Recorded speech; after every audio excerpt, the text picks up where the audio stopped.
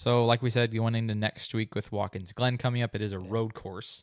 I know there's a couple drivers that I've heard of that are more, I guess, better. I can't think of this word right now. Better drivers at road driving courses. on the road course. But in your opinion, who do you think has a better chance just overall? Like, I know Chase Elliott has done well in the past, but like, who do you think is going to do the best at Watkins Glen coming up? It's called a ringer. Okay. A ringer? A ringer, yes. Okay. A road course ringer is what they call it. Interesting. Teams used to, they're bringing in Juan Pablo Montoya, who used to be at F1 driver. He ran NASCAR for like 15 years. The team's bringing him in. So, this question has kind of changed over the years. I mean, strategy is so important here. When you come for fuel, when you get tires, everything's really important on a road course. Austin Cindric has the road course background. He's really good on road courses, I would say. Reddick's good. Bell's good. Those are guys that I would definitely look to. Hamlin's won in the past. Larson's won one in the past. So there's a couple guys. I don't think there's a clear favorite. I think road courses, it shows driver's ability more than what it would be on an oval, in my opinion. So really, it's who has the best strategy. Who executes their race the best is going to have the best chance. And any of these drivers are capable of winning.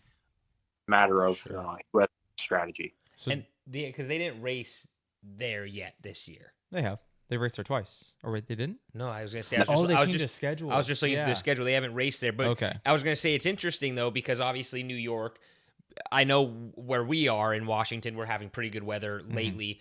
I just looked at the weather report. It looks like it's going to be nice, but that seems like a really late race to want to try to go into New York. I don't know if that's the normal time they usually go up there, but usually I feel like a course like that, because obviously we all know how the kind of the northern part of the United States, Phil does know this, being in that kind of area near closer to Watkins Glen than we are, a lot closer.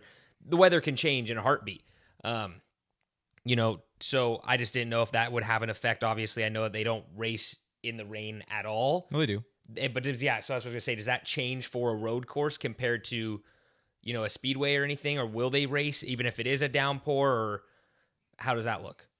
So road courses are different. They're required to have a windshield wiper on the car. Yep. And they don't race in the rain unless it's absolutely unsafe.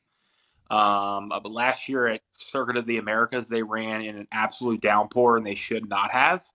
Where is Circuit of the Americas? That's Texas, right? Austin, Texas, yes. Okay, I forgot Sam is a NASCAR Dude, guy. I just remember stuff, okay?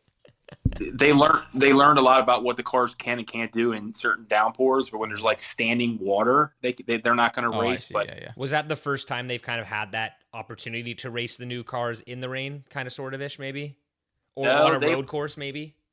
They ran at Charlotte on the road course. Yeah, the Roval. Okay. And they actually ran on an oval at Richmond earlier this year. They started in the wet, and then it dried off after about 100 laps. But interesting. So they have been exploring the options on the ovals as well, particularly the smaller ones where the speeds aren't as high. But they can race in the rain as long as there's not standing puddles. I see. Okay. Interesting. Yeah, because it sounds like it should be good, but obviously, like you said, I don't know who might have won it last year, but is it more normal that all the playoff courses, race sites, are they usually replays of one earlier in the year? Or are they normally just a whole new setup, kind of fresh for everyone for the year? Like, because I know obviously like Talladega, you said Charlotte, a lot of these, do they race them every year twice, or do they usually just race them once, or is it just switch every year? So every year the schedule changes. Usually one or two tracks will change whether they have one or not. They would ask me 5 years ago, a bunch of tracks had 2 dates. They only got one. Watkins Glen's always been a track that's had one. Okay. It's been in mid to later August, and it was before the playoffs started. This is actually the first time that it's actually in the playoffs, and it looks like it's going to be it's the last time for now. Because next year it goes back to that August date, and it's going to be out of the playoffs again. So this is kind of the fans are asking for people to change it up a little bit, and, put some different tracks in there, and they definitely did this year. And so it should be interesting to see, having two road courses in the playoffs.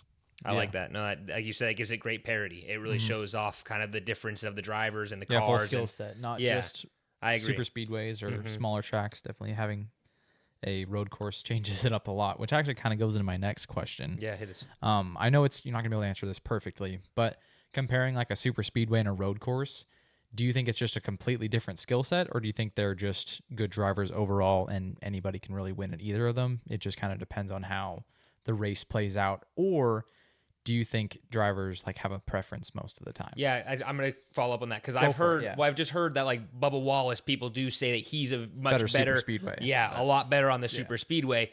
I don't know what his finishing looks like in a road course, but is it very, can you see the difference each race, Phil? Like when you're watching, do you actually be like you said earlier, like Christopher Bell, pretty good on the road course compared to being like, Tyler Reddick, he's just not very good on the road course, so I'm just going to kind of count him out. But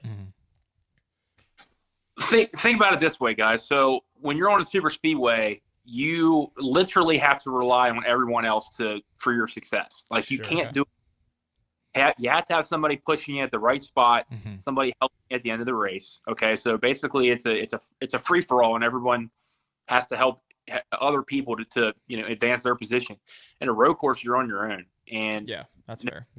They're literally going to just pass you. They're not going to help you. They're not going to push you at Watkins Glen. So it's definitely more of a particular set of skills. If you watch the movie Taken, that's where I got that from. Okay. Nice.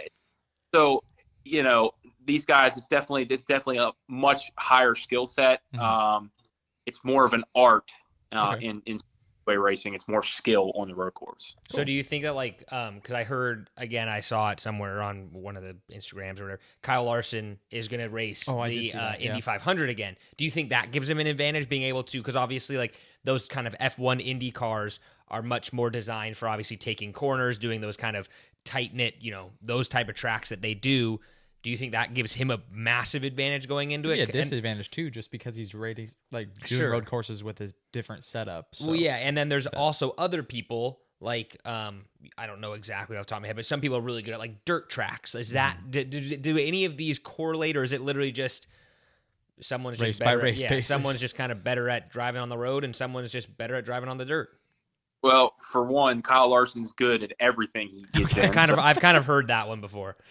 So it's about seat time, right? It's like anything in life, right? The more you do something, the better you become at it. Like I'll use an example that comes off the top of my head, right? So if I play video games and I'm good at Call of Duty, I'm gonna be better if I keep playing it. The more I play it, so for him to be able to be in two different cars in one day, that seat time is going to be good for him. It's going to, memory, that's going to help me here and there. So the more you do something, the better you're going to be at it. Just like me with podcasting right now. So, that's kind of how I look at it. And I think Larson does that because he knows he'll be better in all aspects if he continuously is, driving. All right. So Watkins Glen, give me your picks. Who do you think is going to be? First we got to make sure next time we introduce you next week, the professional Call of Duty player, obviously. So we're going to make sure going to be in his tagline. We're going to put that in there. Obviously, it's going to pop underneath. I don't play video games at all. So I just all right. Who do you like Sam just said? Who do you think your winner is? Gave us maybe three guys to be looking at this weekend. Larson's really good at Watkins Glen. Okay. I really think that Tyler Reddick will be good as well. But my sleeper, who's not even in the top 12 right now, Brad Keselowski. He's ran really well there in the past. He almost won. Nice. He had one of the best finishes with Marcus Ambrose about in 2012, I think it was.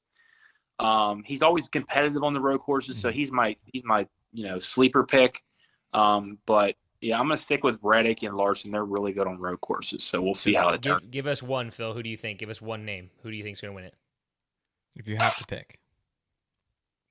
Man, I think Larson rebounds. He needs to. He's only plus 15 now. He don't have all these points to lean on. So if he's not going to win the race, he better run good and get some stage points. So definitely want to look out for that.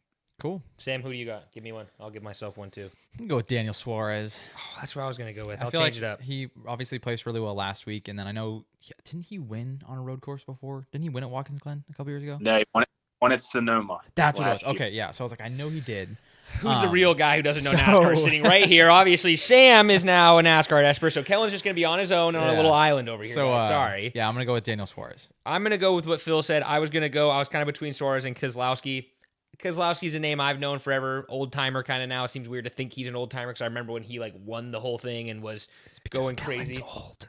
I'm not as old as Phil, but but anyway, I'm gonna go with Keselowski. So hopefully it's a good weekend and Cool. go from there. Anything else, Phil? Yeah, I'll just tell you this: if you bet on Daniel Suarez, you're probably going to get some money out of that. So I'm, and so Sports you betting? earn Sam's big better. Yeah, no. your better. So, Cool. yeah, All man. right. But looking forward to it. It's always an exciting race up there, and we got a really good racetrack after that as well to wrap up the first round. So stage points, man. You got to get them. So Awesome. Cool. Well, Looking thanks, Phil, and we'll talk to you next week after Watkins Glen when Daniel Suarez wins. So All right, fair that's enough. what's gonna All right. happen. All right, see ya. amigos. Yeah, amigos. All right, thanks, Phil. Thanks for listening to the Kind of Athletic podcast. Please like and subscribe to all our social media platforms and make sure to come back to hear more from the Kind of Athletic podcast.